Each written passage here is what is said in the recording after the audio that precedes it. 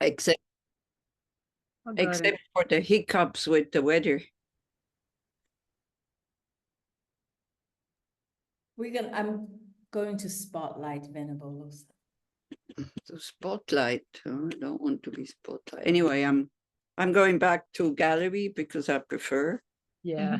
Yeah. Of course. And anybody else can also be gallery if you want. Okay, so then, so today we're looking at Vajrasattva, is that right? And other practices. So, well, let's first maybe reflect why we want to do this.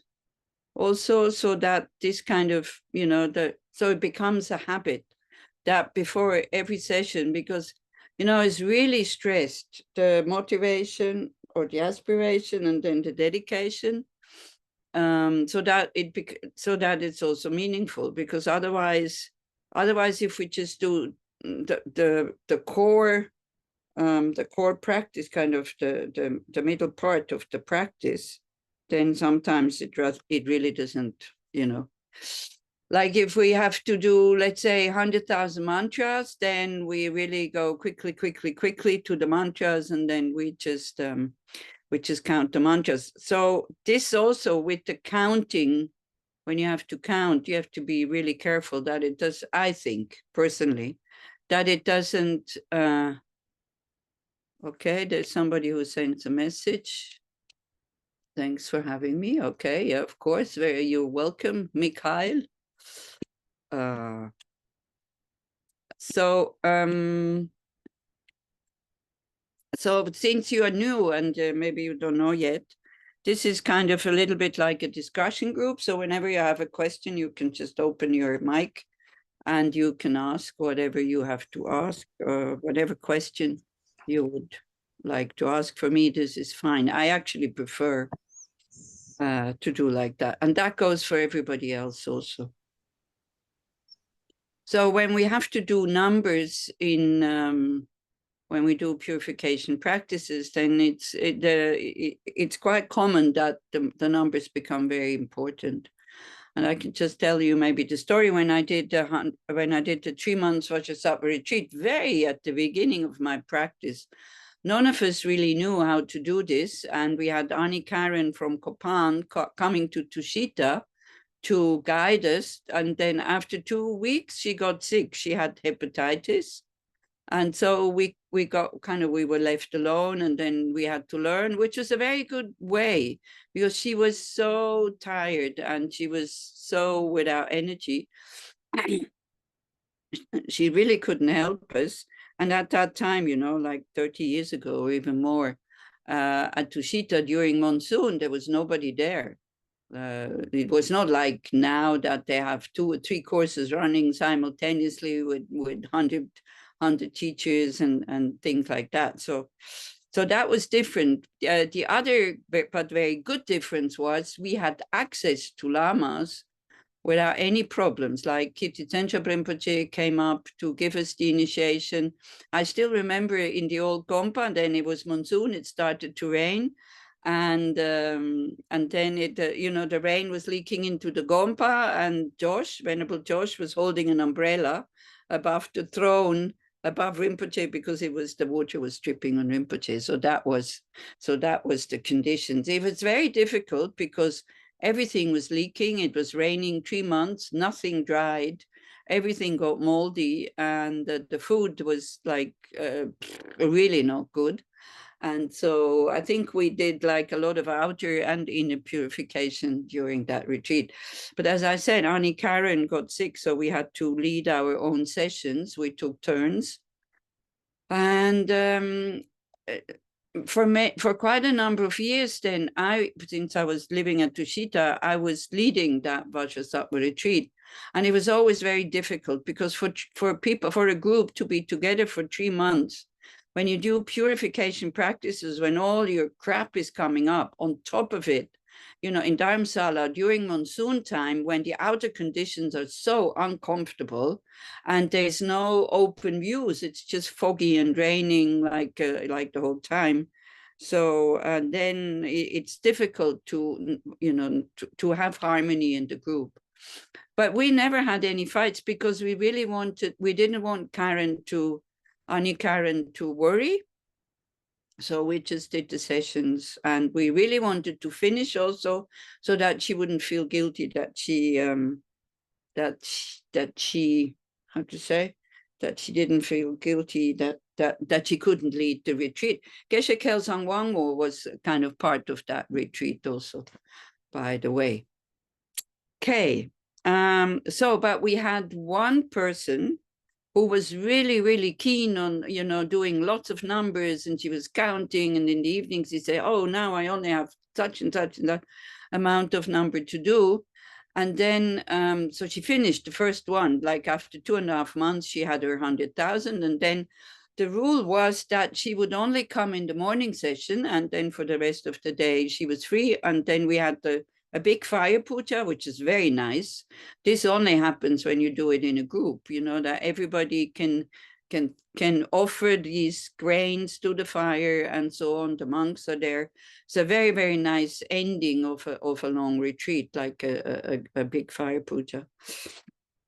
Which, if you do it on your own at home, it's almost impossible. You need a center which has a fireplace and the implements and all that.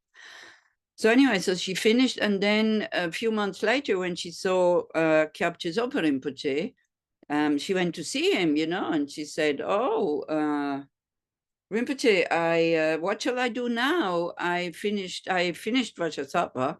So Rinpoche said, "Oh yeah, now you can do Vajrasattva."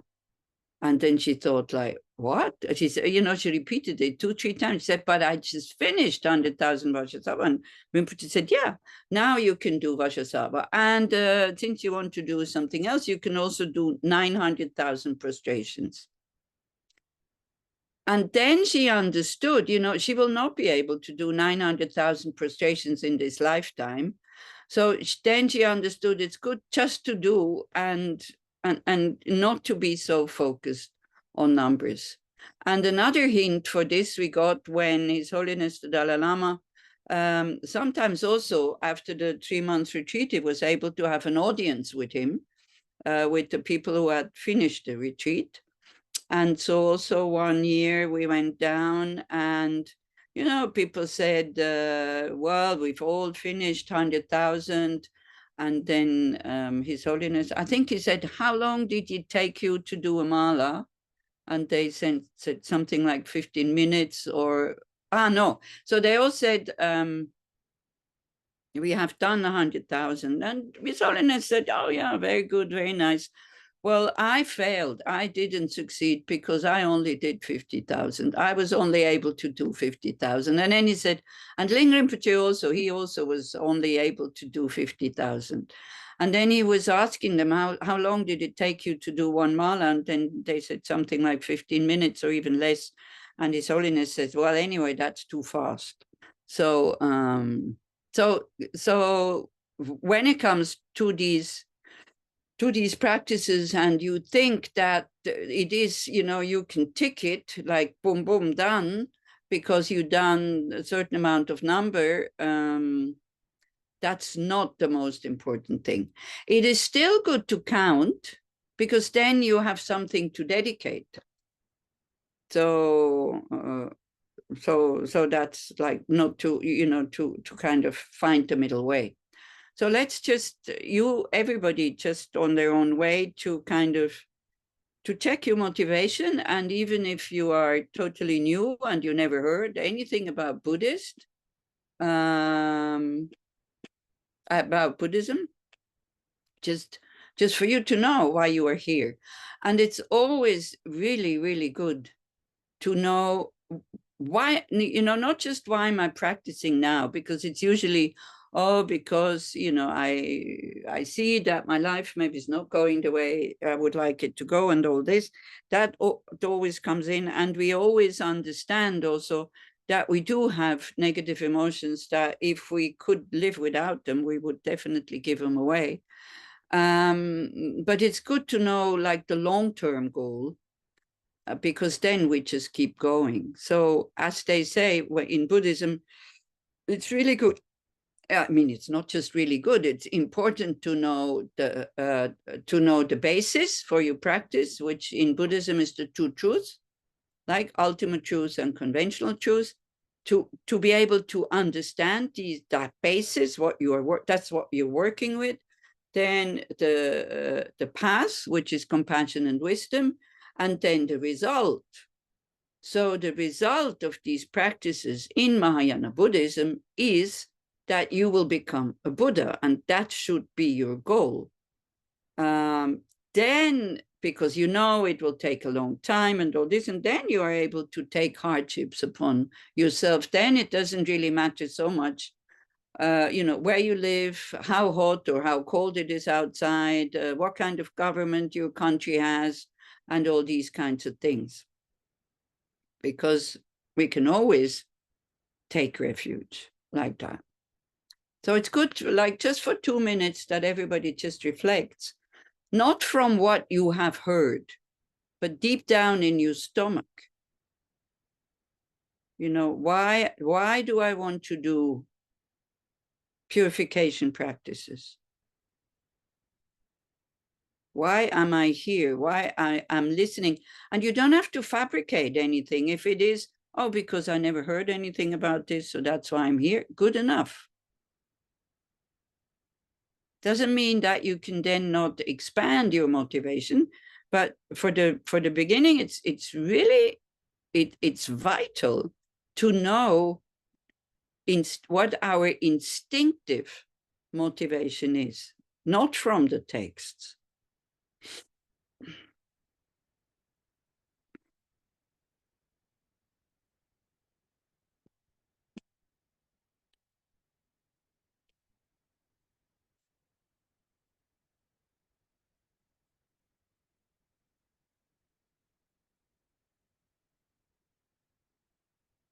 And then according to why you are doing this is how far it will take you and how far you will go.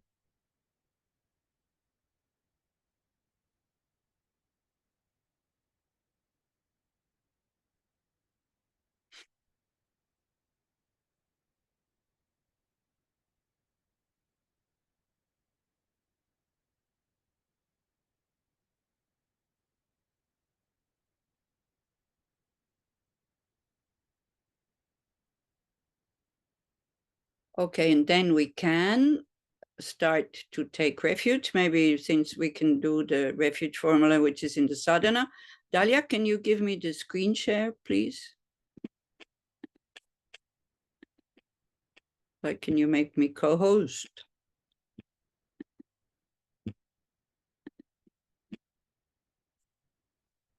Okay, done. Thank you. Okay. So again, refuge is so powerful if the mind is really there. And I usually spend not quite a lot of time, but some time with people when we take refuge to do the proper motivation, but also to do the proper visualization, because we have all these methods. Of course, they are just suggestions, but all of them really help. And then we have to find ourselves kind of, what we can apply and what helps. So this is the sadhana that you have. And here, it's quite rare to find this kind of visualization when you take refuge, but it should go.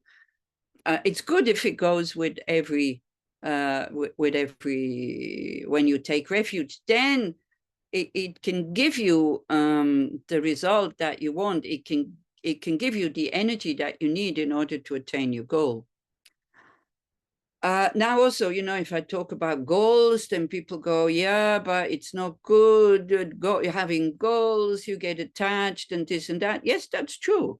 I'm not saying that, but I think I read pretty much at the beginning of Buddhism, I can't remember in which book, but I read kind of, when you start practicing Buddhism, then think very high, kind of only the best is good enough, which is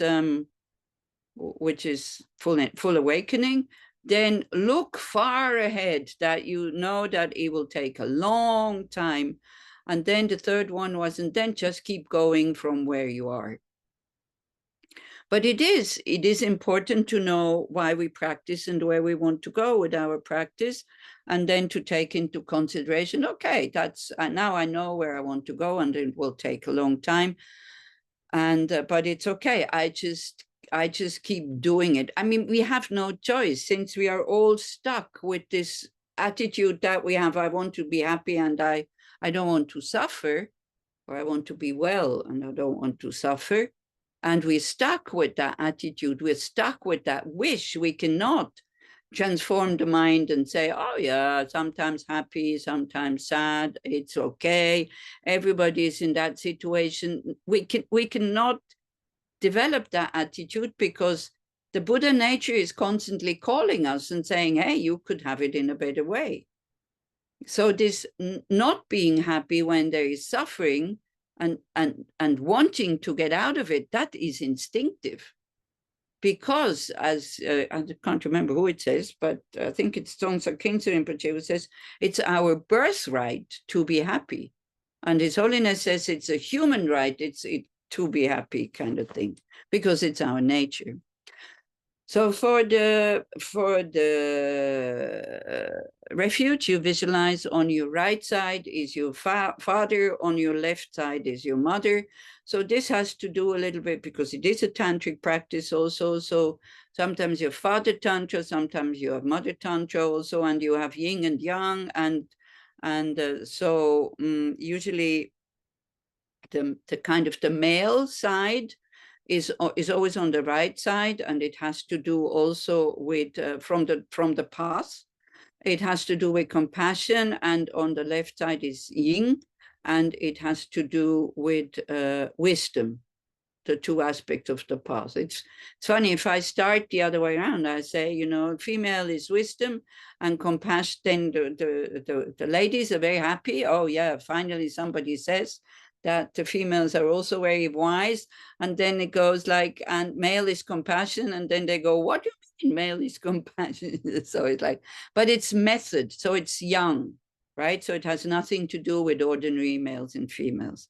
So this is why your dad is at your right side, your mom is at your left side. And we kind of become aware, you know, without these two people, we wouldn't have a body.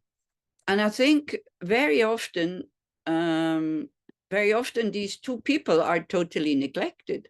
Like even I do know, sometimes I hear terrible stories about parents and all this, but if your parents have been really, really horrible, you need to learn to let go of that, because they gave you this thing that we cherish most, which is our life. And we forget, and okay, maybe they were not kind to us, but it's so rare. I don't know why we always have to kind of talk about this and concentrate on that, because it is very strong and it's not natural. But in general, yesterday somebody also said, he said, you know, I would never do what I did for my children for anybody else in the world. And I thought, yeah, it's true. You know, I would never spend so much money for somebody else than parents spend for their children, or spend so much time kind of playing with them, helping them. Then, you know, there's no thank you and there's no reward and whatever. And so yeah, I mean, the love of a parent comes very close to bodhicitta. The only thing is it's focused on very few people. So if the parents have not been the way that you would have liked them to be, then it's really good to work with it, even maybe with the therapist, or at least not to feed again and again and again and again. It's okay not to care about them. It's okay not to want to take, you know, not to want to have contact with them. They have been horrible, and this and that. If they are horrible and they're still harming you, then of course it's absolutely okay to keep away from them, but not with a closed heart, to really see the suffering also, and to see how parents, they do whatever they can do. You know, I don't believe, and I don't think that any parent says, oh, I want to have children so I can abuse them. I don't think so. It's just, you know, it's horrible when it happens. I don't want to make it smaller than it is, and I know it happens. But if we look in, you know, how many times it happens and how many times it doesn't happen, then I have to say, well, in general, parents do take care of us. They do pay for our education. They do bring us to the doctors and dentists and pay the bills for many, many, many years. And if your parents are still alive, then you don't know how it feels when one of the parents dies, because you, as a child, I think one still has this, even if the connection is not very close, if one still has this kind of feeling instinctively, if nobody else is there to care for me or to look, or to at least kind of want me to be happy, my parents will still do that. And that's amazing. You know, I think in our life, there is only the guru who always wants us to be well and happy and doesn't want us to suffer. That's the guru. And our parents. Children sometimes hate their parents. Partners sometimes hate the other partner. Friends kind of, you know, coming, going, very close, then hating each other and all this. Parents they never ever, even if they're angry at their children, but it's because the children are doing things that are so stupid that the children are going to harm themselves. It comes that anger comes out of compassion. And so it's not the anger wanting to harm the children. Whereas a friend or a partner, when they're angry, it could be wanting to harm the other partner. So this is why parents are really important. And this is why we put them there. So from time to time, the heart opens. When we think about them, we let go of everything that was negative. And every time we have a pleasant moment, it's because we have a body. If we wouldn't have a body, we wouldn't be able to enjoy beautiful forms, sounds, smells, taste, and touches. So like this, and definitely we couldn't practice the way we are practicing now. You know, seeing the texts, understanding them, being able to ask questions and all this. So this is why they're always there when you are taking refuge. They are the most important people in your life apart from the guru. And if you don't give them the place that they deserve, then there's something wrong in your practice, and it's very difficult to advance. So then your enemies and the sentient beings who disturb you are seated in front of you. Then also, you know, you could ask, why on earth do I have to put them there? You know, I want to meditate. I want to be shanti shanti. I want to be open and peaceful. And now I have to put these people who make me nervous on top of it in the space in front of me. And this again is very skillful, because as a Mahayana practitioner, you are developing bodhicitta. So you exclude one person, it's no bodhicitta. You will not attain enlightenment. Absolutely impossible.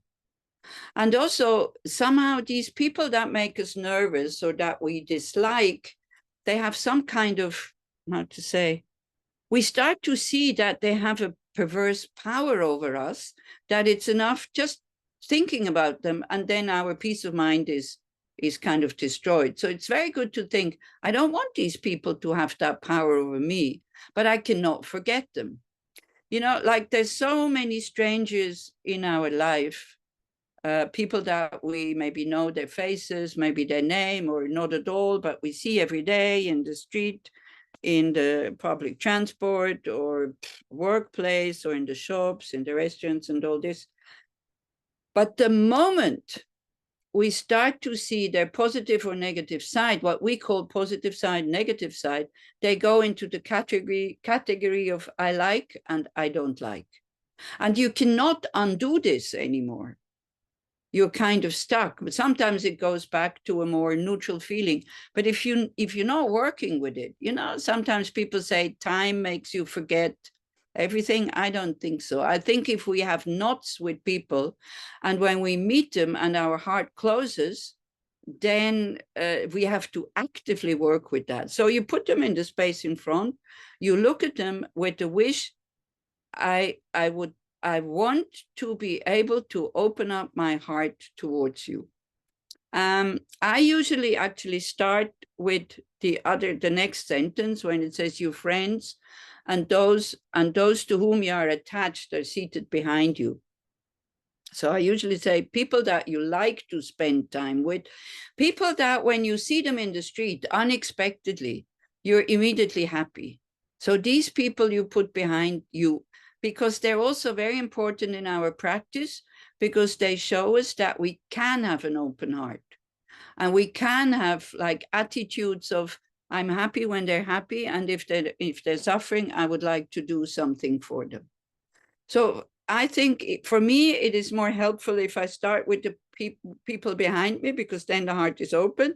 And then when I feel how it feels to have an open heart, just thinking about people, then my ego is interested in dissolving the knots with these people that I have in the space in front of you.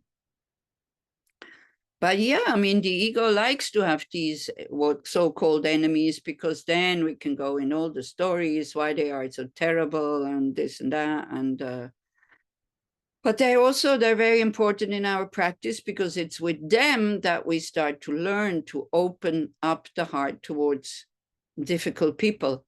Again, it doesn't mean you have to go into their presence if they are harming you. It just means that if you hear from somebody else, say when you hear, oh wow, such and such, wow, they're really happy, they're really successful, and it produces a happy feeling in you, then you know, okay, the knot is finished. But it takes long time, but it's possible. I don't know if any of you have ever made the experience that somebody that you disliked, and then because of your Dharma work, because of kind of meditating on the equanimity again and again and again and again, you were able to dissolve the knot. Even the person hadn't changed at all. Has anybody made that experience? So I kind of have a thing where, so my father and I don't speak to him, because I am not able to cope with being in his presence because of the way he behaves. And I want him to be happy. I don't want him to be suffering, and that's genuine. However, there's still a thing where I don't want to be next to him because he's very abusive. But I can see how much suffering he's in. It's clearly evident, having kind of what I've learned from the Buddhism as to how much suffering that is. And you can see the rage and the anger. And I mean, when I'm angry at all, it's a nightmare, but he's just raging like all the time. Yeah. And that would be horrendous. So, I don't want him to suffer, and I want him to be happy, but I couldn't be next to him, because after a certain amount of time I just get angry, and I don't want to be hurtful. And it's just that level of anger. And then there's sadness as well, I suppose, with the kind of, so he was, long story short, he was like physically and verbally abusive, usually verbally all the time. It was just a constant. It was when I was a child, I was in fear like all the time. It was like this, you were waiting for something coming, and it would just be like that. So I guess it's the thought of having, there in the visualization, that makes me really uncomfortable. And I've never done that visualization, but I don't hate him and I don't have a closed heart, but there's pain there. That's the reconciling I'm trying to think through. Does that make sense? That makes a lot of sense. And then actually Lama Zopa now would say, wow, you are so fortunate. You are so lucky, because that will then create a lot of positive potential if you're able to open up your heart and put him at your right side. Just try gently, to put him at the right side and see, well, he's not here. And as I am taking refuge, you visualize that everybody else around you takes refuge. And maybe you can, I'm not saying that he will change his attitude or whatever, but because you are then, It's a bit difficult to explain, but I think from the distance also, even from the distance, like your thoughts towards him will be different, that you're not totally excluding him, and maybe something will change, maybe something not. I had problems with my mom, and I have to say, and I couldn't stand her. I didn't want to see her. And, you know, when I had even just phoning her from India, I would just thought like, oh gosh, I have to call her. I would, you know, but I didn't do it kind of happily. And because of all these practices, I was really able to dissolve that very unpleasant feeling before she died. And if Buddhism is the only thing that she has done, and it has done for me, it's good enough, because it's such a relief. This is what I wanted to say. Maybe somebody has made that experience. And so, you know, when you do equanimity meditation, don't take your dad. It is too strong. But also I had somebody at one point in the courses at Tushita, you know, you have like 70 people, 100 people. Most of them are very young. You present them the whole Lamrim in 7 days. And it's quite heavy stuff sometimes, especially if you have undergone, if your parents have been abusive and things like that. So then there was this meditation in bodhicitta, you know, how kind your parents are, blah, blah, and all this.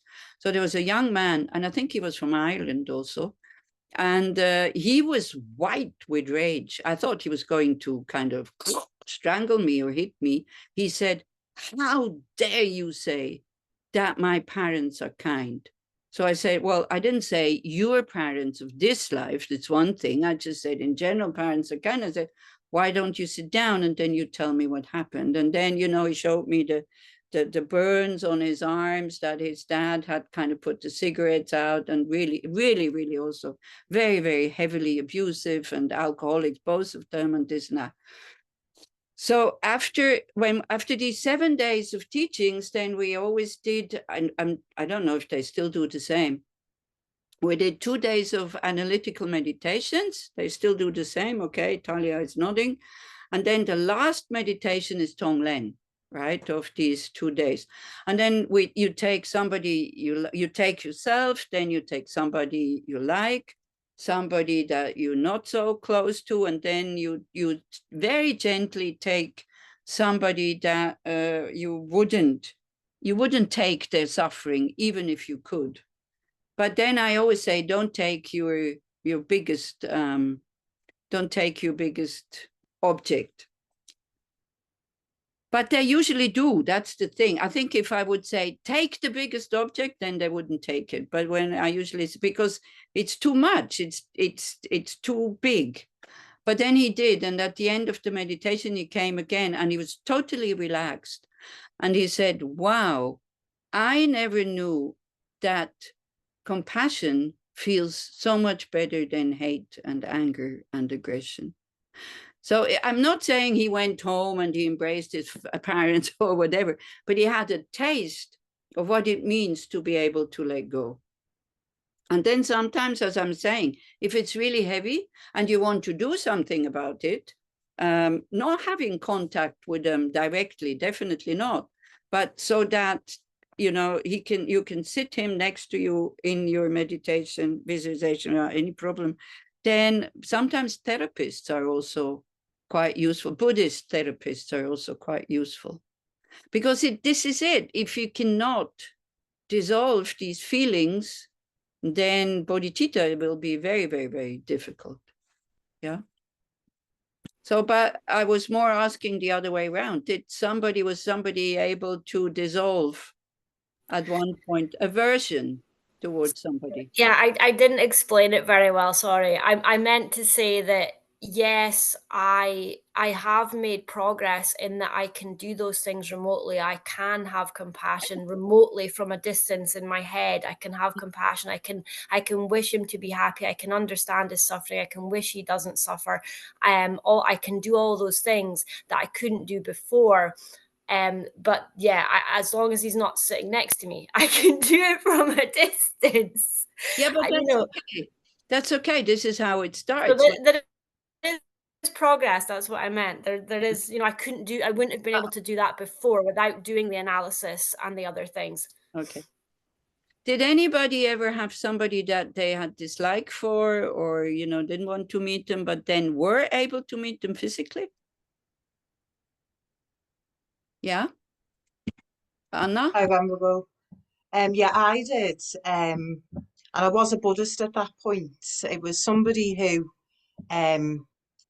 he was sent to prison. Also, it was a personal relationship with a male, about 3 months. Got back into a relationship with him about 9 years later. Mm-hmm. And he went to jail for attempt on human life. So he choked me. I was out. But that was the kind of level it was anyway. So that relationship was over, and he came and returned to our area, and we were in lockdown, so people were quite isolated. I was riding around town on my bike. It was a hot day, and I'm not particularly scared of people, kind of thing. I'm scared of the aftermath and how things will affect my life. Mm-hmm. But I'm not scared by brutality, if you like. Mm-hmm. So I offered to buy, I gave him a wave. He was sitting on an opposite bench in town, and I gave him a wave. The shop was open, and I said, it was a sunny day like it is today. Would you like an ice cream? So we sat on opposite benches and shared an ice cream together. And I can see the pain and desperation and self-hatred and loathing and disappointment in this man. You know, couldn't trust him ever again, and I wouldn't suggest anyone else doing that situation. You know, he is as he is. But there was initially, but that moment, and from that day to now, because he's actually back in prison now. Same type of thing. Safest place for him, and he admits he's happier in a particular prison, which is one prison can only maintain him. He's really struggling. He wants to be average and have family, and it's just not there. And it's his karma. So yeah, and it's a hell of a lot easier. You know, carrying around hatred, especially at that level, will destroy your life, your mind, opportunities, health, all kinds. It's very difficult, but it's the other side is better than. Okay. Yeah, I was kind of getting at, how do you feel when you are able to do that? You know, how do you, when the person doesn't have that power over you anymore to make you so upset and so closed-hearted? This is more what I was getting at, because this is basically what Buddhism is all about, to work with our own mind, not to work so much. Of course, as a Buddha, you want to benefit all sentient beings, and you want to kind of guide them out of suffering and all this. Then as a Buddha, for the moment, we are working with our own mind and looking, how do I react to people? And so I can just maybe tell you, because my problem was always aversion. It wasn't so much, it wasn't attachment at all, which is very difficult for other people because I was not attached to them. And but it was aversion. And then I, you know, through these practices, also with my mom, to be able to meet her, to be able to talk to her without any nervousness, whatever she said was okay, because she just said it. It's okay, it's just words, without wanting her to be different. Wow, I tell you, it's such a relief. And also when it was not with the mother, but when it was with people, kind of, well, it usually happens like you work on it, it doesn't work, person still makes you uncomfortable and all this, but sometimes it's like all of a sudden it's like a bubble that bursts, and then you actually like the person. This is the funny thing. And then the liking is pretty genuine, because that, you know, like, not loving, but liking somebody, being able to be kind to somebody, is not based on the person being kind to you or on the person having certain qualities, or the attachment is actually gone. And so this is then, when you experience that, is really, really, really pleasant feeling. It's one of the most pleasant feelings. And this is what also children who have been abused by their parents, who had Buddhism and therapy, that they told me I can think about my father without any resentment. And he said, because I think the topic during that talk when he said that was forgiving is not forgetting. So he said, but I don't want to forget about my father, because when I now think about my father, my heart is open and it's the most pleasant feeling that I've ever had. I don't want to forget, you know. So when we hear people talking like this, then it could inspire us to keep working on it. And but then when you work on it with difficult situation, difficult people like this, you have to be very gentle with yourself.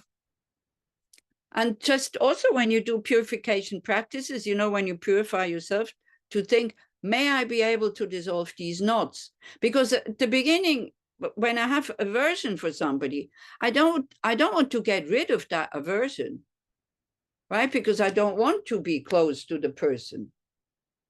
So the first step is not to change the person, not even to have compassion for the person. It's very high.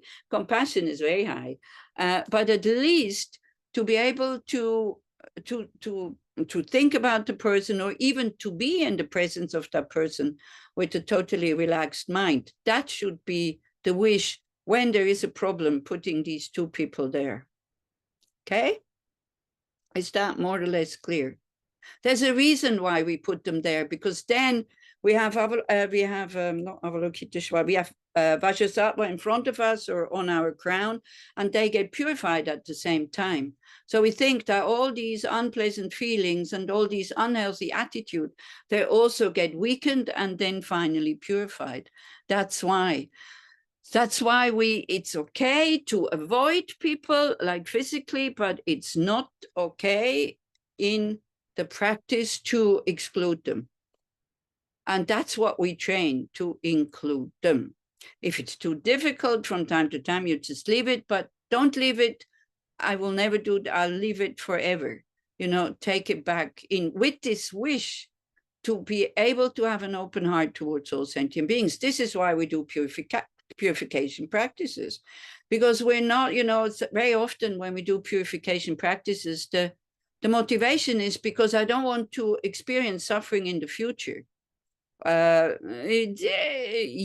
but the main point is that I want to purify my unhealthy reactions to other people. I want to purify the causes for the suffering, so that I'm not creating more suffering for the future. That should be the motivation for the purification, because I want to become a Buddha as quickly as possible, so I cannot exclude anybody from my practice.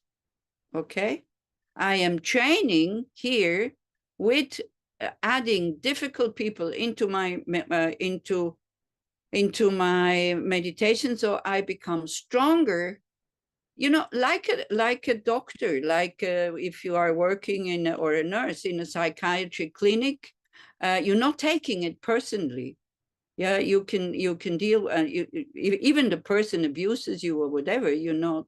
It's okay. You don't take it personally. When it's mom, dad, partner, then it's totally different. Why? Not because of the action, but because we label it my, you know, sibling, father, mother, partner, or children. Sometimes parents get abused by children also.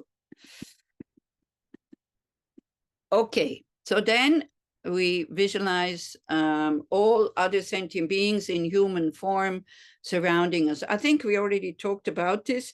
This you do in order to expand the mind, because the nature of our mind is limitless, and we forget. We forget that our mind is spacious, because when we are in contact with the spaciousness of our mind, everything can be there. We can accommodate everything. But when we're very narrow and, you know, ego-centered, then it's very difficult. So when we try to not just the label all mothers, sentient beings, but really visualize them, just do that for maybe half a minute. You close your eyes and you try to, with your mind, encompass, like take, you know, an image of all mother sentient beings, and then you watch what happens with your mind.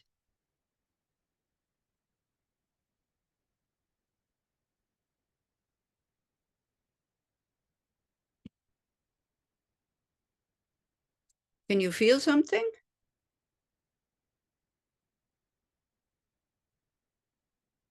Yes? No? It's like a connection to other people, and kind of considering other people, you know, coming out of yourself, and there are all these other people, and these other people need help, and a connection to kind of want to help other people. You don't need to help yet. It's okay. Just knowing that they're there and they have a right to be happy. That's good enough for the moment. You see, wanting to help when the mind is not really prepared is very dangerous. Yeah, so this is why we first look after ourselves, that we are a stable mind and this and that, and the motivation to develop the skills to be able to help all those. But when we visualize all mother sentient beings, you know, your mind, it goes, and there's no end.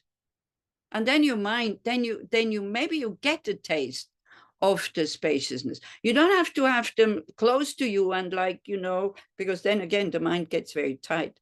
What I usually do, I just let all the walls, all the houses, all the mountains, all the oceans just disappear, and think that it's just like a huge stage. And I put everybody there, and I see this mass of people, and then I see me. One person, you know, like in that mass of people. And all of a sudden, I don't take myself so important, so serious anymore.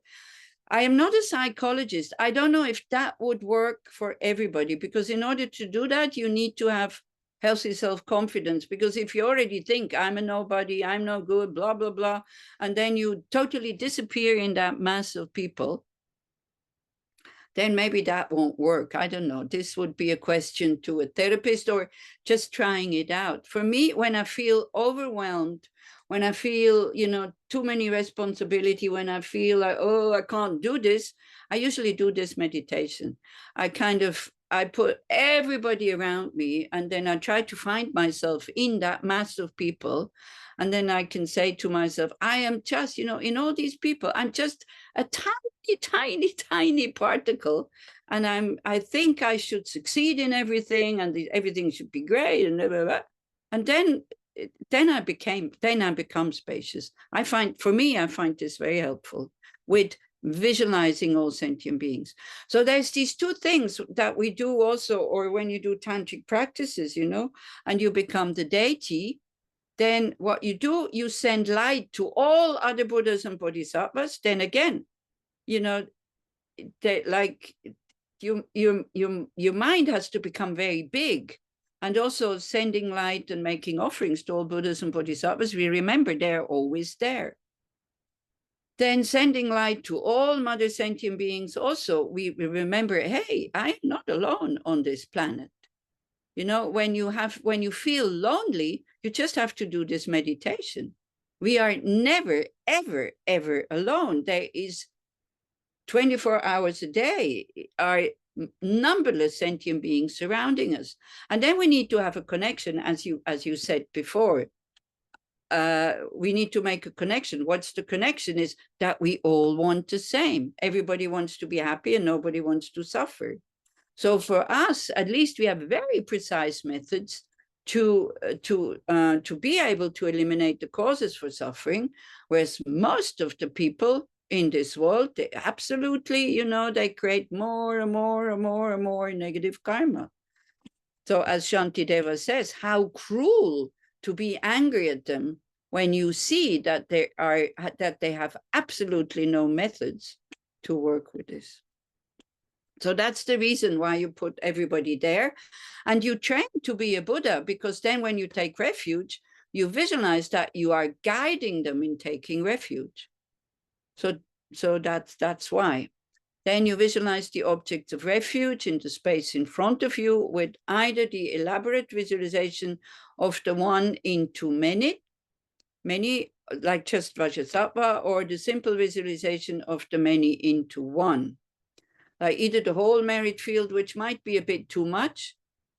For that, if you want to visualize the merit field, then you have to be really familiar with it, so that it almost comes spontaneously. And it's good to, you know, in the first row are those, or like there's the main object of refuge, and then you have the lineage lamas of the wisdom side, and the compassion side behind the tantric side, and so on. And then you go, you make a drawing or something, or you recite who is sitting there. If I just say you do the visualization, the one into many, then it's like, what is this? Yeah, so you need to have a picture or the description in the Lamrim, Chemo. You have a very, very good description of the merit field there, who is sitting where and what. Or then the simple visualization, just the many into one, because in essence, they're all the same, and they are all your guru. This is really important. Even if you don't have a guru, your guru is somewhere in a human form, just waiting for you to be ready to recognize him or her. So the many into one, that is all Buddha, Dharma, and Sangha, and one aspect of Buddha Shakyamuni when you take refuge. So then as you recite this verse, think that you're taking refuge in generating bodhicitta together with all sentient beings. So, you know, also the talk today is about how to do purification practices in daily life. It's good to do, they usually say, you know, taking refuge 3 times in the morning, 3 times in the evening. If you just say the words, it's better than nothing. But if the attitude is not there, then in your mind, nothing changes. But I think I already said last time, taking refuge makes your mind really clear. It has nothing to do, what am I going to do today? It has to do, what is my attitude for today? My attitude for today as a Buddhist is not to do harm. You know, like when you become a Buddhist, the first thing is, like when you follow the Dharma, first thing is not to harm others voluntarily, thinking that they deserve it. So that's the attitude. If you go out of the house with that attitude, you know, this is really great. So then I take refuge, meaning I'm not going to harm anybody, kind of thinking, oh, they deserve it. And I'm not just talking about, you know, harming with the body. I'm for us, we're not doing that, but I think harming with attitude of rejecting them or not being respectful and all these kinds of things. Of course, I do that also because I'm not a Buddha. But when I see this and I said it and I go, yeah, this is what I wanted. And then slowly, the attitude from spontaneously, instinctively self-centered goes into more, others are more important. And then it becomes the same way as for us now is very natural to be self-centered. Then the same way it can be, it can be very natural and very normal to be more concerned about the happiness of others. But this is a training and it has to be trained. If you force yourself to do that, because you think, I'm now, bodhisattva vows, and I have to put others' happiness before my own, you will crash. Your ego will not like it. Your ego will absolutely not understand. Your ego will absolutely not be ready to do it, and it will start to rebel, and it will really, really grow. So this is why before we rush out and help others, and then we on the cushion we create these attitudes so that then it becomes spontaneously. And from time to time, of course, we can do an action or we can be of help to others if we can, if we have the skills. You also need to have skills to be kind to be helpful to others. If somebody collapses in the street and needs an appendicite operation, well, even if I have a knife with me, I'm not going to do it because I don't have the skills. Yeah, so it's not at all costs I have to help others. It's actually more, Lama Yeshe used to say it in a very good way, I have to serve others, not help others. That's a totally different attitude. Okay, so I take refuge, meaning at least, you know, not to harm others, also not with like rejecting them or being disrespectful until I'm enlightened. It makes very clear where we want to go until enlightenment, like until the mind is so developed that there's nothing more to develop in there.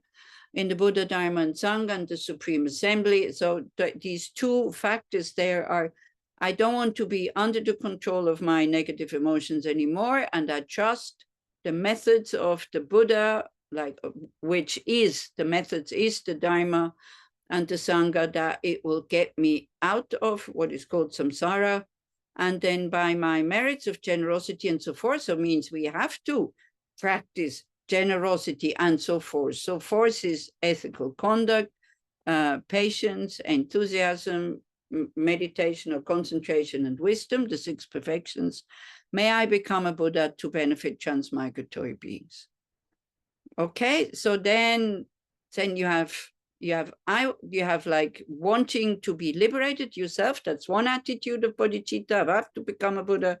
And the other one is why? Because I want to be of benefit to others. Okay, then the mind is in the right state. And it's worthwhile to spend time on this so that you get from these 4 lines what they can give you, meaning a lot of positive energy.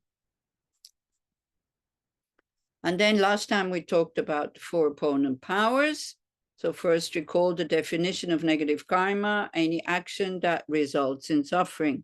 That's why it's called negative action, because it leads to suffering. If it's a positive action, it leads to happiness. So generally, this is an action motivated by ignorance, which for us is always there. We always think I, you know, existing from my own side, do a real action with a real other out there. And then, of course, attachment and anger, because it distorts the object. Then now, these are words from Lama Zopa Rinpoche.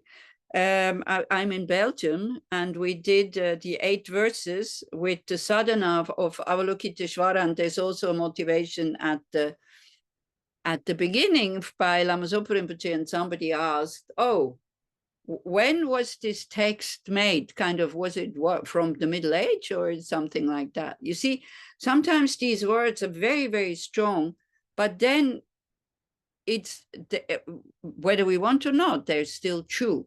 But words can be very, very heavy. So if you experience it as too heavy, then it's no use, because it said something like, if I still I know about karma and I'm still creating negative karma again and again and again, I'm not better than a stupid animal or a mentally retarded idiot.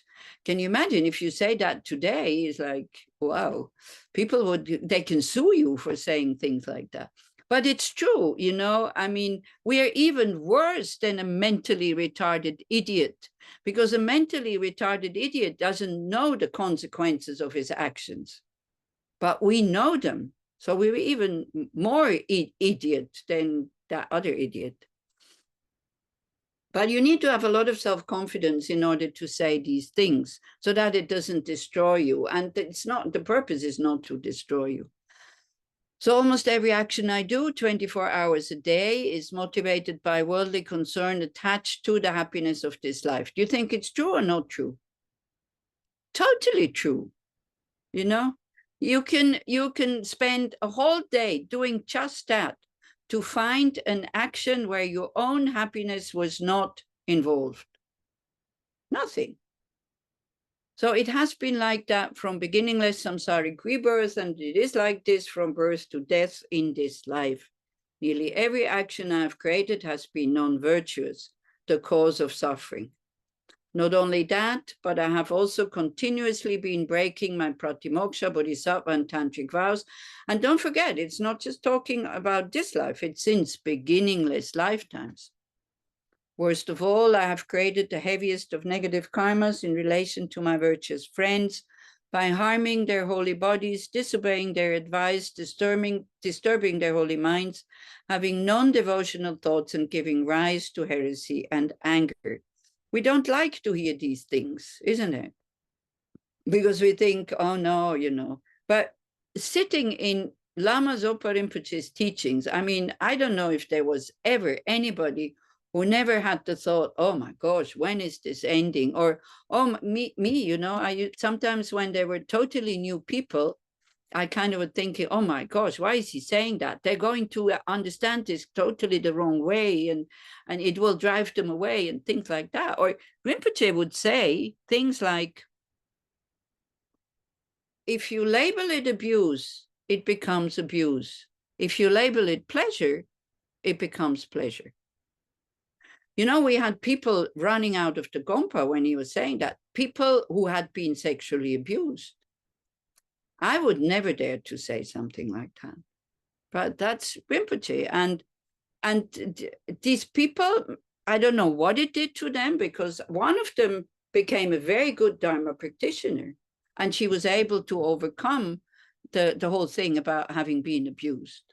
So, yeah, but I don't have the clairvoyance and, you know, to know, is it helpful or is it going to drive them away? And so it's the same as with the therapist or with the doctor. If we are sick, or if we have cancer or AIDS or ALS, or I don't know, we need to hear it, even though it is very difficult to hear, but we need to hear it. But of course, then with Buddhism and karma, it comes, oh, but it's karma, it's your own fault. Well, the sickness is also my own fault, because I have this body. It's not the fault of the doctor anyway. So, but with the sickness, we understand, you know, I was an alcoholic. So having a really bad liver, I know I'm not blaming the people who made the alcohol. I know that I drank too much of it, and this is why I'm having a bad liver. So it is unpleasant. And yes, I have headaches sometimes if the food is too oily and blah, blah, blah, and all these kind of things. But I'm not blaming anybody, and I just accept it. And that's it. Yeah, so if we know the cause and we can accept it, this is it. You know, with karma, very, very often people use karma kind of almost as some kind of a little bit comforting themselves, saying, oh, yeah, well, you know, it's my karma. As if this the karma is something separate that has been kind of thrown onto them. I hardly ever heard anybody say, when they're successful and they're happy and all is going well, we're not saying, oh, why, it's my karma. Isn't it? It is as if karma is only the negative consequences that come. That is the cause of karma. Both of it is karma. So that's okay. Yeah. So if these words are too strong, then I don't know. But you get used to it also. And at the beginning, I was kind of tempted to change them. And then I thought, oh, because people said, no, I don't want to hear this. And then I thought, well, okay, they can't hear it, they can't hear it. But there must be a reason why Rinpoche kind of wrote them like this. And so it's okay. And we get used to it. And then we say, yeah, it's true, you know. And even though I don't remember having done those things, but if I have done those things in my past life, I do regret them, because I have to recognize that I did them. I don't have to put myself too high up in order to do purification practices. Otherwise, it would be like, I don't know, to fake that I'm already clean before going into the shower. It's like the dirtier you are, the more pleasant the shower it becomes, isn't it? Like, then it's really pleasant. And it really makes sense. And don't forget, you know, this is just the first step. We are admitting, yes, I have done negative actions. I don't remember them, but if I have done them, I see them as not leading to happiness. A very sober mind. We don't have to be destroyed on the floor and kind of pulling your hair and tears streaming down your face. And, oh, I'm so bad. No, just a very sober mind saying, if I wouldn't have done these actions, I would have been enlightened long ago. And I want to stop creating them. For that, I'm doing this practice so that I can, for the moment, weaken the imprints and the tendencies and the habits. And also, I don't have to endure the consequences, which then, if the suffering comes, it will make it very difficult for me to practice.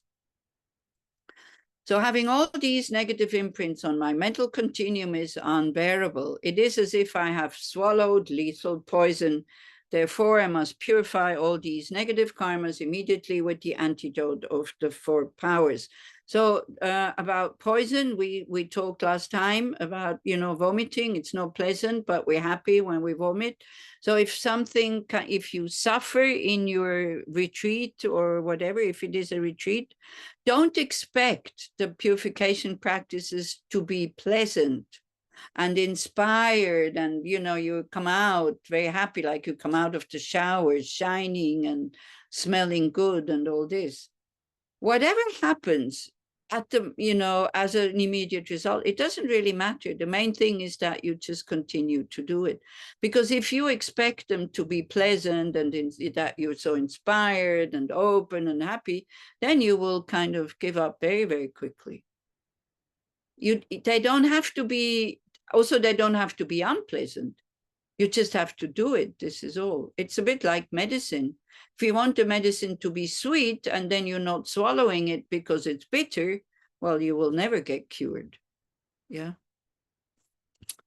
Then remembering impermanence and death, this is so powerful, but we forget, I meditate on this in the morning. I understand it could be my last hour or my last day. The moment I'm, 5 steps down the stairs, I already forgot. This is how not strong this, even though I see it around me all the time, impermanence and death, I still deep down think it doesn't happen to me. I still act as if it's not happening to me. So this is why we have to repeat this again and again and again, so that we remember. Many people my age or younger have died. It is a miracle that I'm still alive and have this incredible opportunity to purify my negative karmas. It is an incredible opportunity because we have everything we need. We have faith, we have interest in us, we have the methods, we have a Sangha around us, and we still have living beings like who are around us who are living this kind of path. Next life around, don't know if we can do these kind of things. We don't even know if we're going to be reborn as a human. But me also, totally not logic. I'm totally convinced I'll be human again next life. It is so not realistic. But yeah, this is my deep down attitude. So death is certain, but the time of death is totally uncertain. If I were to die right now, I would definitely be reborn in the lower realms. That also, is very strong. But if I look how I react when I don't get what I want, and time of death will be not getting what I want, I guess. Because don't forget, it's your mind state at the time of death that wakes up the imprint where you're going to be reborn. And if I look how in my dreams I have zero control over my mind, I can't be so certain that my mind will be open and compassionate and full of light and full of gratitude for people having been so kind to me in this life. I'm not sure. So I better, think about this also. So this is why taking refuge also is very important, that whenever it doesn't go the way you want it to go in your life, it's very good to develop the habit of immediately taking refuge, because that will protect you at the time of death. Because I could not practice there, I would remain in the lower realms for countless eons. Therefore, how unbelievably fortunate I am to be able to purify my negative karmas right now without even a second's delay by practicing the Vajrasattva meditation. Then, of course, bodhicitta makes it so much more powerful. And you don't have to do anything at the moment. Like you don't have to change your behavior outside. You just have to change your attitude. And when the attitude is changed, your behavior will change naturally. And then you're not going to crash. And you're not going to get a burnout or anything like that. Whatever you do for others, you will do it joyfully, because you will understand it's good for you. That person allows you to do this for them And that creates your own enlightenment.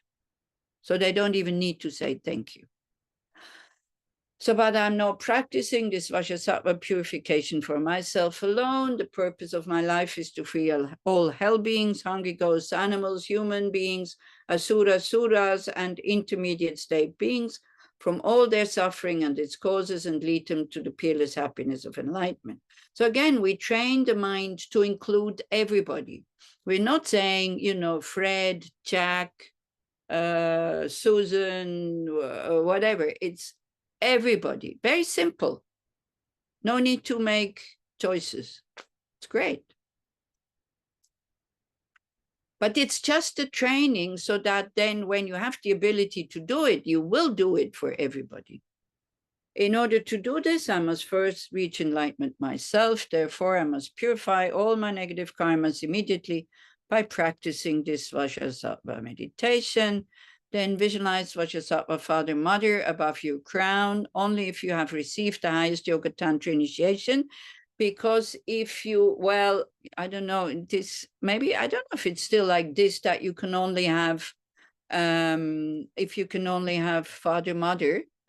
I could give you a picture, which I used in my, somebody gave it to me, and I used it in my Vajrasattva retreat, because I find this incredibly peaceful.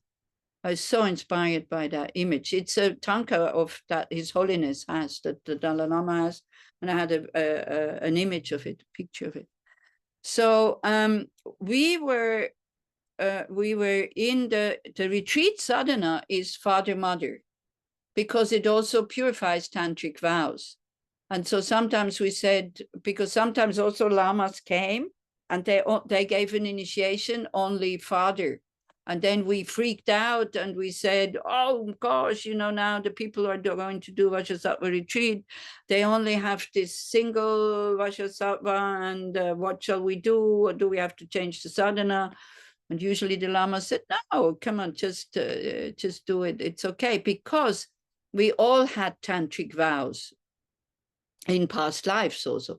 This is why Lama Yeshe, when he did this retreat sadhana, he said, so people also, even if they don't have tantric vows in this life, then they had tantric vows in past lives, and then they would also purify that. A single one would look like this, you know, without the concept. So it's good to have an image. Also, again, if you want, I can send this to you, and you get familiar with it. So here it says, only if you have received the highest Yoga Tantra initiation. I would say, if you have faith in Buddha, Dharma, and Sangha, if you really want to attain enlightenment, if you make the decision, next time a highest Yoga Tantra initiation is given, I'll go and get it, even if there's commitments. Then I think even now, then you create the cause to get a highest Yoga Tantric initiation.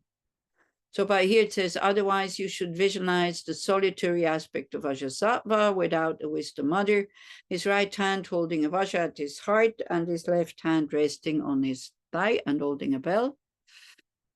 At the crown of my head, seated upon a lotus and moon. So here it's kind of, because it's a very simple sadhana. So it's which, you know, it's kind of instantaneous appearance.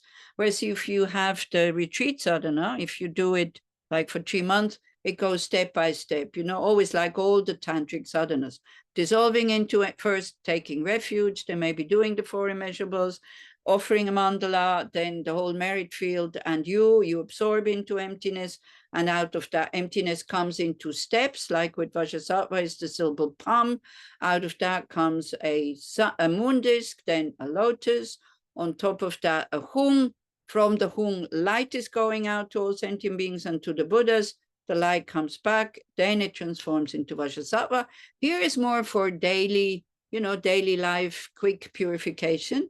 But it's still good to know the steps, I think, so that, you know, this is just instantaneous. So their holy bodies are white with 1 face and 2 arms. Vajrasattva holds a Vajra and bell. The Vajra symbolizes a method. The bell symbolizes wisdom. The wisdom mother, a curved knife and a skull cup. so the curved knife, of course, to cut the negative emotions, especially ignorance. The skull cup, which is filled with blood, I think is, the bliss. So again, it's the union of bliss and emptiness. So they embrace each other. Vajrasattva is adorned with 6 mudras, the wisdom mother with 5. So I think, if I remember well, the 6 mudras are the ornaments that he has, like a crown, necklace, bracelets, anklets, and maybe, what did I forget? Crown, necklace, bracelets, anklets, or maybe a belt. And then the 6th one is ash. I don't know. I've never found out why this is. A thread. That's the 5th one, a Brahma thread. Like all the Brahmas, if you're in India, they have this white thread there. That's and the mother is the same, but that doesn't have the ash. I don't know the meaning of the ash, to be honest. So if you think it's very important, then you can ask a lama or search in the internet. Anybody knows the ash, what it means? No? Okay. So he sits in the Vajra posture. She's in the lotus posture. So the Vajra posture is what we usually call full lotus. And she has her legs around him, and they are in union. But it's not an ordinary union of men and women. It is the union of bliss and emptiness, the union of method and wisdom. So don't come with your strange kind of thoughts in there. Has nothing to do. And this is what we're trying to do. In order to be a Buddha, we have to have this union of yin and yang, female, male, bliss and emptiness, method and wisdom. So here we have the image that symbolically tells our Buddha nature mind that we could be like this. I don't know. I think before you do this practice, it's really good to read Introduction to Tantra by Lama Yeshe, because then he explains really well why, not so many words, but colors, syllables, images, so that we get a little bit beyond concepts. Vajrasattva is my root guru, the holy mind of all the Buddhas, the Dharmakaya. Dharmakaya has no form. So out of this Dharmakaya comes Vajrasattva, because he is the Buddha of purification. Out of unbearable compassion encompassing me and all other sentient beings, my root guru appears in this form to purify me and all sentient beings. And then, then you have the light coming into you. And what the mantra means, it says a bit further down. And you really think it cleanses, like taking a shower. It goes into you, and everything comes out of your lower doors. And you can vary a bit. If you want to purify body, the light goes downwards. If you want to purify the speech, the light comes up and everything comes out of your upper doors. And if you want to if you purify the negativities of the mind, it goes to the heart, and then it goes like an explosion, and the negativities come out of all your pores in the form of some kind of black stuff. Okay, but I'm sure if you do this with Lars, you know all this. Yeah? Because I see time is running out here again. So then, again, it continues to ignorance and delusion. I've broken and degenerated my commitments. Please, Guru, be my savior and refuge, Lord, holder of the Vajra, endowed with great compassion in you, the foremost of beings, I take refuge. So, you see, people ask me, can I do purification without taking a Buddha? I said, yeah, of course you can. If you have faith that you can purify alone your negative action. But we all grew up pretty much theistic. So this is still kind of Kriya Tantra, where you still have a front generation, and you need that front generation as an image in order to wake up your own Buddha nature somehow. Because if we have enough confidence that, karmic imprints are empty from their own side, if we really understand on a very deep level, they're purified because they don't exist the way that they appear. But if we don't have it, I think it's really good to take Vajrasattva and to take images and mantras and all this. It's just placebo. It's just the kind of the skillful side of the method to work with our very materialistic mind. And then at the end, we make, we say, okay, things that I can abstain from easily, I will abstain from this for the rest of my life. The other things I find it difficult, then you say for that and that period of time. And then we think, this is important to create, to have the faith, the trust. Okay, now I purified. Finished, not, but I don't feel anything, and this and that. The same way as when you put medicine into your body or you get an injection, your mind is totally different, although nothing has changed yet. Yeah, so this trust is very important also. And we say thank you, and then Vajrasattva absorbs into us. Okay? Is that more or less good? Then always the meditation on emptiness, just the words at the beginning. In emptiness, there's no I, no creator of negative karma, no action of creating negative karma, and no negative karma created. And the dedications as usual, the long life prayer for His Holiness, and if you can, then also the prayer of return for Lama Zopa Rinpoche when you finish your practice. The sealing with emptiness also is very skillful. When other lamas hear this and see this, they say like, wow, this is really good. It's from Lama Zopa Rinpoche again. They usually don't do like this. But, to remember emptiness again and again and again and again. Okay, then more dedications. And then the meaning you have here, this is, we don't have to go through this. And so that's it. Okay? Do you have questions to that? Then you can ask Lars, who will lead the meditation like in 10 minutes or in 8 minutes. Then the question, if you don't have questions, then the question was how to do purification in daily life. Well, it totally depends how much time you have, how much time you want to invest. Whenever you think about emptiness, it's purification. Whenever you see that you have done something that you didn't want to do and you go, oh shit, gosh, I did it again, it's part of the purification. Whenever you go without, self-loathe or self-hate or whatever, you say, gosh, I really want to do better, but without putting yourself under pressure, whatever, it's part of purification. Whenever you rejoice that you have been aware that you were aware for half a second, it's part of purification.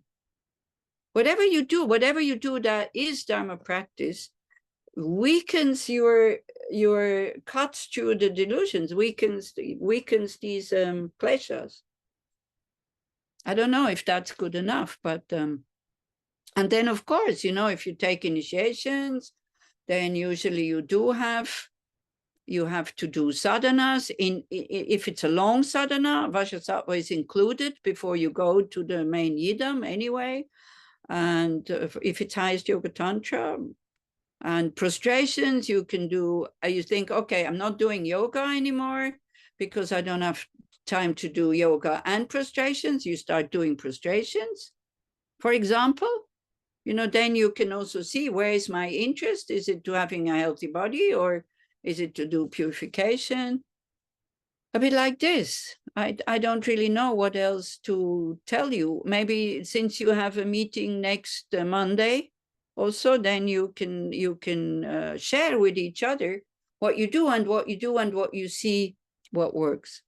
Usually, we're very enthusiastic and we say, yeah, wow, from now on every morning, and then it fizzles out, it falls apart. It's okay. It's good if you do it while you feel enthusiasm.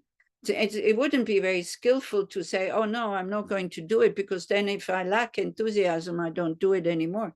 Just do it as long as you're happy doing it. You do it, and then don't force yourself, I think. If the joy is missing, a big part of the purification is not there.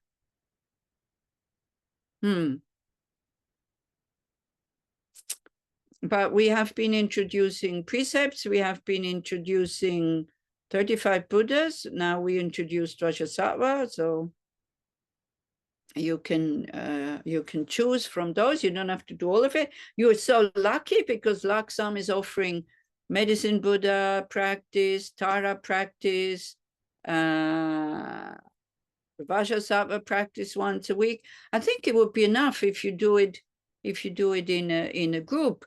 There, if you do it in a group for this, don't do it just for yourself. Do it for the sake of a group, because you can always only call it a group when there's a few people. And then you think, even if you don't feel like doing it, you think, oh, I'm going to do it so that the group keeps being a group. And then also it makes more sense. Then, oh, I don't feel like it, but okay, I do it. But when you still kind of put on the Zoom and think, yeah, but I'm doing it for the group, then it's easier to do. And then you're always much happier after having done it than not having done it. You have an immediate result. Sometimes it needs a bit of a push. Again, don't push too hard, but it's good to commit to something that you think you can keep, that you can keep it up. Okay, here's Lars coming, I guess. Okay, do you have questions for that? As for tricky practices, I would like to say that I had this moment because I have not seen my father in the last 30 years. Mm-hmm. And my teacher one day he started to do practice for the benefit of all fathers. Yeah, and right. it was this moment, okay, gosh, I need to pronounce the name of my father again. It was very strange. Yeah. It's true. And pray for him to be healthy and well and everything. So, well, it was one of those moments, I think. Exactly. And sometimes we have, look, pretty much at the beginning, like I think I did my first 10-day course in Kopan, and Ani Karen, we went through the 3 principal aspects of the path.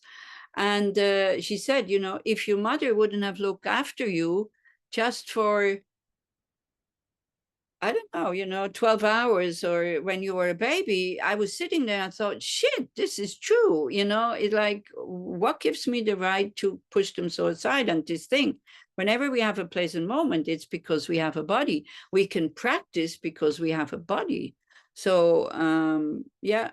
And also Geshe Lama Konchok, who was Geshe Tenzin Zopa's, teacher, and he took him to Kopan. But Geshe Tenzin Zopa, he had big problems with his dad because his dad didn't like him, because everybody else in the family is really strong. And Tenzin Zopa, when he was young, he was thin like this. He was very fragile. And everybody in the village said, this is not your son. And Tenzin Zopa got all the frustration that this could not be his son on it. And he really hated his dad. And Geshe Lama Konchok said, I am not taking you to Kopan. He wanted to go to Kopan where Geshe Lama Konchok was meditating in the cave above. He said, I'm not taking you if you are not working with your anger towards your dad. So he forced him to work with his anger. So there we go. And how do you feel now, Natalia, with your dad, even though well, I'm not meeting him right now, but I discovered that we have some similar problems. Probably I delved a bit into the past and what my mother said about him, and I think there are some similarities. Yeah. So I think I can work for him a bit with those things. That's good. It's a long process, and sometimes one can go, make big steps, and then it steps back again when you hear something or something happens. I also thought I had dissolved my knots with my mother, and then the next time I met her, it was the whole aversion and being, getting upset about what she said. She was totally self-centered and all this. It all came back, but then, as I said, I was able to dissolve it before she died. And for that, I'm really, really grateful. It was good for me. It didn't change anything in her, but it was good for me. because she's important, you know, maybe because, okay, one can say mothers are more important than fathers, but without semen, there is nothing grows, nothing happens. It also needs to be there. Okay, well, thank you very much. I'm happy we ended on time. Let's dedicate all the positive energy that we have created, first of all, for the treatment of His Holiness in the United States to be not painful, and that he will be relieved of his pain very, very quickly. That's one thing. And then also for the quick return of Lama Zopa Rinpoche and all the other gurus that have left, and may we all be able to apply these purification practices. May we understand that we need them. This is one thing. May we not be so complacent and say, yeah, but my life is quite okay, it's going well. You know, all these imprints are lurking on the in our consciousness, which is like, as Geshe Tekchok had said, at one point, we have oceans of negative imprints. If we look, you know, as it says, 24 hours a day, we are creating negative karma, and we say, oh, no, it's quite okay. So we can dedicate that we have interest in doing these purification practices, that we do them joyfully, that we're happy that they exist, and we know that this will be the cure, that we can keep our bodhicitta up and then finally become Buddhas. And may the supreme jewel of bodhicitta that has not arisen arise and grow, may that which has not arisen, may that which has arisen increase forevermore, and may the supreme view of emptiness that has not arisen arise and grow, may that which has arisen not diminish but increase forevermore. Thank you very much, and I see you in 2 weeks. Is that right? Yeah. Yes. How to do an altar. Okay. Thank you. Thank you, Ani Thank Losang. you. Thank you so much. How do you Thank feel, you. Lars? Do you feel better? Yes, thank you very much. Good. I'm happy. Just had a small cold and